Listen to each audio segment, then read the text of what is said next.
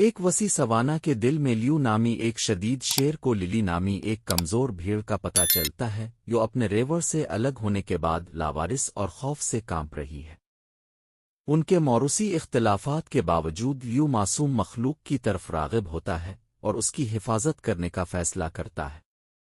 جیسا کہ وہ ایک غیر متوقع دوستی بناتے ہیں، لیو للی کو جنگلی کی خوبصورتی کے بارے میں سکھاتا ہے جبکہ للی لیو کو صحبت کی گرمجوشی دکھاتی ہے۔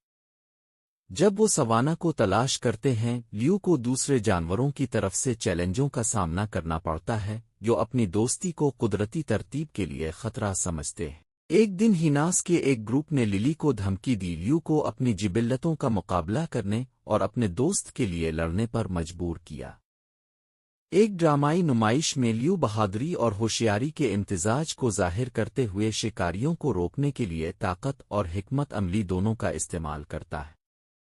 اس کے نتیجے میں جیسے ہی دھول آترتی ہے، لیو کو احساس ہوتا ہے کہ حقیقی طاقت صرف طاقت میں نہیں بلکہ محبت اور اعتماد کے ذریعے بننے والے بندھنوں میں ہے۔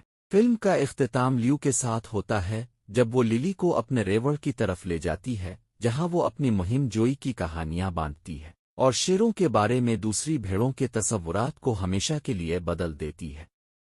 ان کی دوستی مصیبت کے خلاف ہمت اور اتحاد کی علامت بن جاتی ہے، سوانا پر دیرپا اثر چھوڑتی ہے۔